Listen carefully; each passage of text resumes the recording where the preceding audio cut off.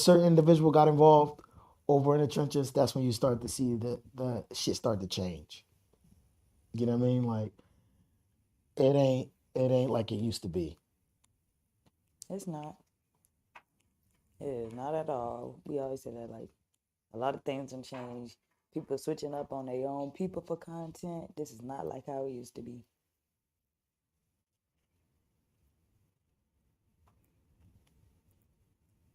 Yeah.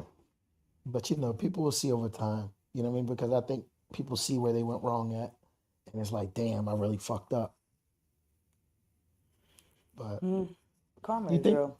Do People you gonna think get you. people? Let me ask you this: do you think they regretting it? Do you think they? Yes, they definitely are. Do y'all think y'all be able to kind of patch shit back up? No. No. Is that bad? They dropped my grandpa in that Discord. They ain't messing Curtis, nothing up. these people have literally, right? Let's go down the list. They've dropped, even though the revenge porn was a revenge porn from a nigga, you then here and now, right? You continue to drop it. They posted Vetti's domestic violence videos from more than one angle, more than one video, right? For the sake of revenge. They pried into my real life, right? So motherfuckers talk about my pussy and my degree on a daily basis.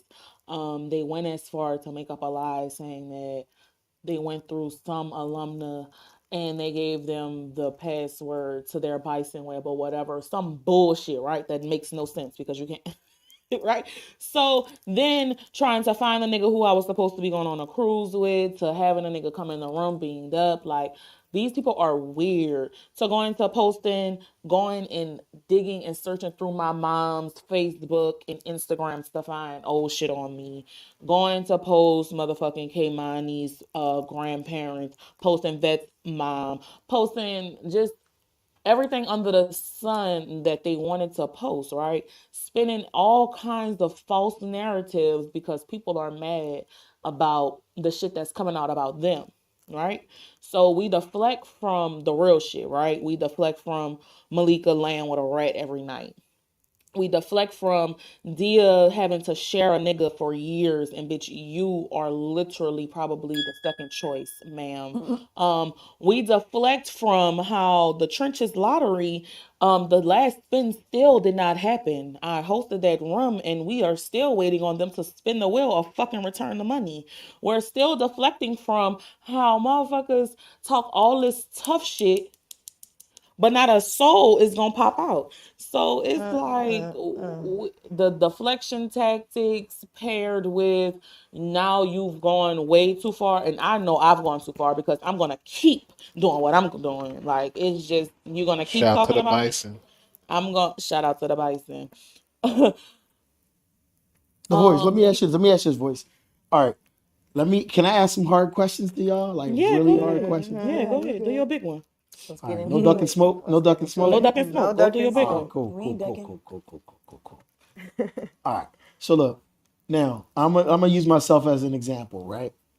I did some fuck shit one time, right? There's a person on our side of the app. His name is Sambito.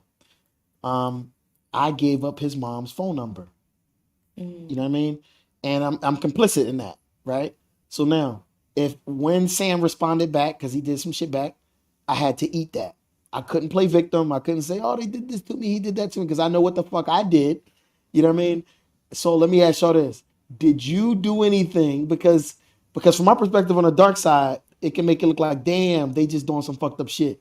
Did you ever do any fucked up shit to any one of them over there? No. Come on. Come No, on. like no, Listen. like no, like on some real, like on the I could like on my teeth, right? I've never done any of those people anything but be loyal to the program. Were you complicit in any of this shit that was going on? As far as what I don't spend, I've never been the person to spin fake narratives. Everything that I've ever produced has been truth. I've had receipts. It's been of truth, like how I'm doing right now. Okay. Now, one thing about Tay is she'll go and she'll investigate. I've been in a room and she interviewing different people to get the content. Like, she thorough with it. Yeah, I'm not the one to put on fake content. I'm gonna go to the person who the content about, because at the end of the day, like it's never. I don't have the malicious part. I don't have the malice. So I'm not up here to embarrass people and none of that. 9 times out of 10, the content that I produce, someone came to me and said, "I know you're gonna get the business clear. Can we get this business clear?" So yeah, no, I've never been complacent in spinning fake narratives on people, putting rape and gay and trannies and all that other shit on people. No, because that's weird. That's weird bitch activity. And I'm not a weird bitch in real life, so I'm not going to be a weird bitch on this app. Okay. So is there hmm. So all right, so this is what I was told, right? Mm-hmm. And you know, somebody was in my back channels. Mm-hmm, of They course. said that you pulled up on Lay with a gun or something like that. And Um, or their house with her kids and shit like that. all right. Now, So no, you don't have to incriminate yourself because I don't want you know like people no, put no, shit. because there is no incrimination, Bitch, fuck is right? you talking about? Yes, the white bitch. So Curtis, the bitch, she talked too much, right? She was a white scorned woman, because she fell in love with me and it was never gonna be that with me and her, right? So she then after started to go too far. Um, I am definitely a well-rounded individual. I am fucking 100 times better than the person who left New Orleans at 17, right? So I can control only so much though. Once you get to talking about my dead people and tap dancing on graves and all this other weird ass shit and sending my mama my nudes and texting my mama and calling my mama, DMing my mama, that's where I draw lines because that shit is weird, right? So I didn't So so even are you want to. saying that stuff happened to you like when people Oh start yes, like she all that was happened. Yeah, all that happened. mm, okay. Okay. Um, so I didn't even initiate the fighting, right? She texted my phone personally, aside from Clubhouse, and said, "On my son, when you come here for that nigga, make sure you come fight me." And I said, "Okay, on your son, I'm gonna come fight you. If that's what you want, then I'm gonna give you that." But so the gun, right? The Allegedly. This is person all allegedly. Yeah, allegedly, allegedly. right? Allegedly. Allegedly, the person who I was with, he was a person who, he keep a gun in the car, allegedly, right? So, that gun was not for her. That man actually never exited his vehicle. The person who was recording was a woman who pulled up for the sake of, all right, if motherfuckers need to break it up, whatever, it's a neutral party there to, make sure nobody get killed, hopefully, allegedly, right? So this man don't even know her apartment number, what a building she was in, nothing. He don't know what the front door looked like. He don't know nothing. You know why? Because he parked next to the gate and her shit was a little further down by the pool. So So he the yeah. let me ask you this. All right, yeah, because I don't got to get too much in details about that. What I'm saying is this. So, because you know, I you know, Lay was in a group called the Privilege that we did, and we was just so I kind of understand what some of the stuff she was going through, especially when she left the trenches. She was kind of expressing some of the stuff that was going on that was a little bit fucked up. You know what I mean at that time. So I think it was screenshots, at least that she posted of a nigga that was like outside of her crib or something like that. Um, Now I don't know. It could have been a separate thing. It could have been two separate things. And I'm not even saying she Um didn't warrant it because I don't know the story. So, do you know anything? Was yeah, that he was never outside of her house. The pictures, those screenshots were in his vehicle. So he was okay? never. So that wasn't. Maybe it was another situation then. Maybe I'm No, confusing no, the two. no. That's the same situation, same nigga, same everything. She spent the narrative. That was it. That was all. That same person who she so proclaimed that she was scared of and all that. She was on his phone, literally probably the next 3-4 days after that, begging for him to take her.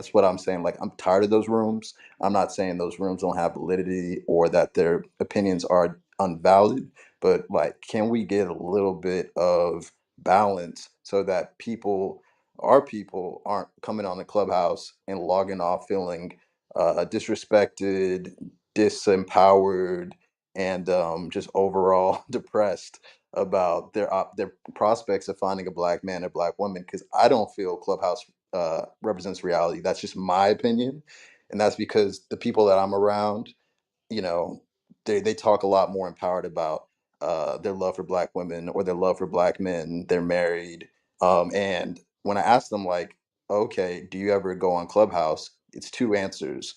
What is Clubhouse? Or I left Clubhouse in 2021 when the world opened up. So now in 2023, I feel like we're getting only a piece of the microcosm and not the whole conversation. And maybe it's because people don't feel like they have a space to speak positively in these spaces, because I see a lot of times black men, when they talk good about black women or they talk about self accountability as a black man, you're a simp, you're a panderer. Or if you're a black woman speaking positively about black men, it's usually attacks of you're just a pick me. And I'm just seeing that a lot. I'm not saying that's across the board, but I got kicked out of a room earlier this morning because told black men, like, quit whining so much and focus on your accountability. And I got removed. And I'm just like, man, I'm tired of these echo chambers that are focused on trauma dumping. So I just wanted to talk about it so that people either can recognize what is the upper left's intention when they create these spaces and not to internalize it, or two, how can we create more spaces where there's balance of people that want to see progress versus finger pointing and insults, which has become really prevalent on this app. So, Anthony, I just want to give you a chance to respond to that if you like, and then I want to pass it to whoever wanted to respond. Absolutely, Jared. I understand where you're coming from, but I'm just going to ask you to take a look at social media at large. If you look at like the YouTube channels that are prolific, that focused on quote unquote black issues, it tends to be very much dealing with black relationship type stuff. Before his untimely demise, this Kevin Samuels was doing CNN numbers on YouTube, which is crazy. CNN numbers on a nightly basis on YouTube. So there is a huge demand. There is like this feeling amongst a segment of people in the community that there's a real issue. And it's going to come out in a space like Clubhouse. You're going to, like, the people in successful relationships are going to make rooms, necessarily counterbalance. They're doing their successful relationship. I'm sorry, I'm getting a call. All right, no, that's fair. That's fair. James, you wanted to respond, and then Janet, I wanted to let you get in there. Yeah, and I don't know if he's getting a call or not. I just kind of want to just briefly, respond to his comment about the monolith comment that I made. Again, from my vantage point, when I've heard that used on this app, like I said, it's used as an excuse for us to not corral around, one singular idea or, something that we all uniquely share. Now, having said that, this is why I push back on that.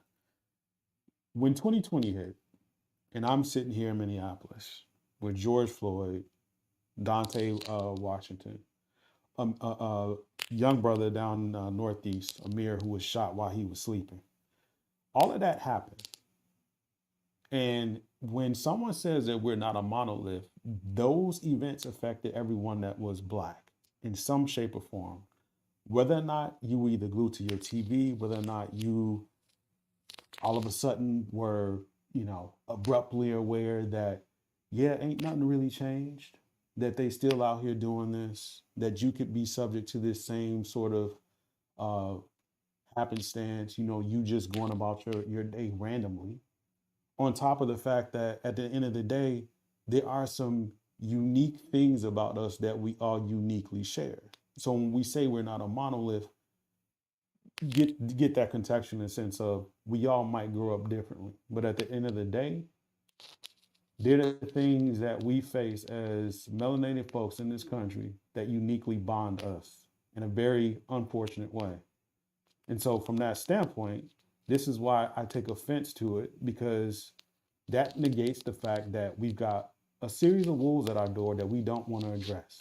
And we need to corral together to figure out how we combat those, whether or not it be the distrust and degradation that's happening within our own community, or the things that are actually being forced onto us that, yet again, we haven't necessarily worked as a group to face or push back on.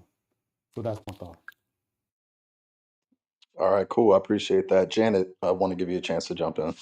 Oh, thank you so much. I just want to thank you for having a positive, solution-oriented space for open dialogue.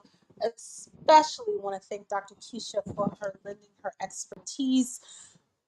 We're talking about negative cyber rooms, things that are in the cyber world, social media, but we want to kind of ground ourselves to real life and focus on things that matter, our family, our health.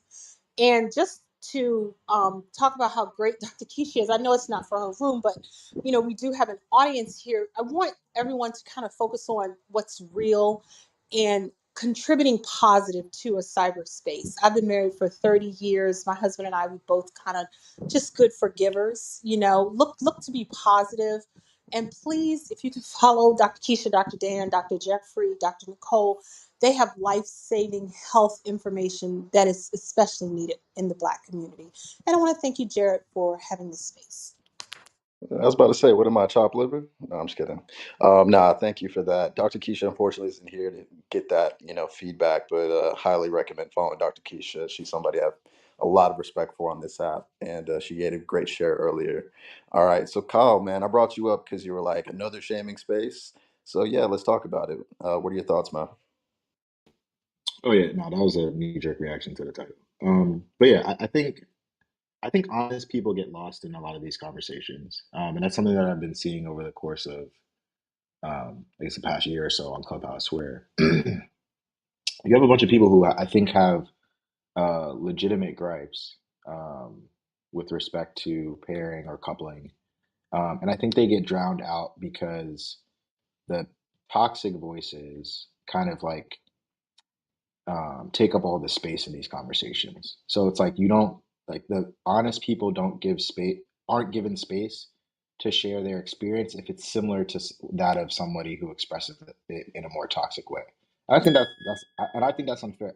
Honestly, I think that's unfair, and I think it's like we're asking for solutions from people that don't want the solutions, but then for the people that do want the solutions, we're associating them with the ones that don't. So it's like I'm not going to listen to you because you sound like this person who's toxic, even though I didn't give you a chance to explain why why you feel this way, what your experience is, what you think the solution might be for yourself and others.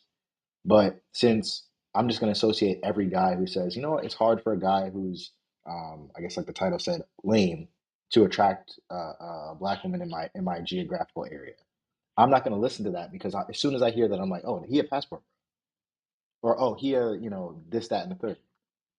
And you didn't even ask the guy like, oh, okay, like how do you carry yourself? What are your values? What do you care about? What type of future do you want? What type of family do you want? What type of marriage do you want? So we just assume I'll jump it. Oh, he's having problems. Must be something wrong with him. He's socially awkward. He this, he that. And it's like you never get those are actually the people that I actually am interested in hearing from because they aren't the guys that are out here slinging dick. They aren't the guys that are out here doing X, Y, and Z and cheating on people and doing all this other nonsense. They aren't the guys in here that are saying, "Oh, I'm going after all this money so that I can cheat on my wife or exercise this or do all that." These are the guys that they just want to find a partner that matches with them and be happy and just build with that person. But I think we dismiss a lot of those people and we assume that their experience is that of the ones that are trauma dumping. And I don't think that's fair. And I've seen, and I've said this on the app multiple times. It's not just the men. Like I've said on the app multiple times that the whole quirky Issa Rae archetype of black woman has the same issue in our community. And nobody was talking about that. A girl like Kelly Stamps or Bria Jones or Issa Rae, that only became popping because of Issa Rae very recently. But that's what I'm saying. So people just a guy will hear a woman like her talk and be like, "Oh, she a divested. Ignore her. She don't know what she's talking about." But people have legitimate gripes. Yeah, my personality type isn't like a woman like that could say like I believe or I feel as if my experience has taught me that my personality type isn't mass appealing to most black folks or most black folks in my region. Let's say if they're from down south or from out west or whatever. And I'm more willing to say, you know what, there might be some truth to that. Instead of just offering and be like, oh, she a divester, just go date a white boy. If that's what you want, go do that.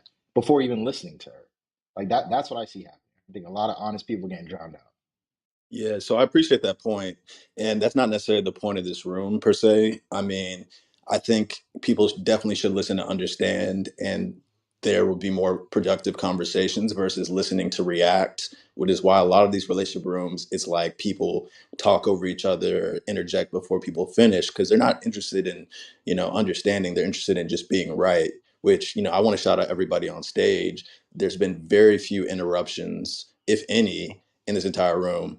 So I just want to shout out to that, and let's make that more of a norm on Clubhouse. And I think that's just because of how the top left sets the tone, which is kind of the point of this conversation. Is like the top left or the moderators that are creating these spaces are not always genuine in what they are trying to get across, and it's more so they want to focus on the trauma dump or focus on the trauma bond or have an echo chamber that is about their experience.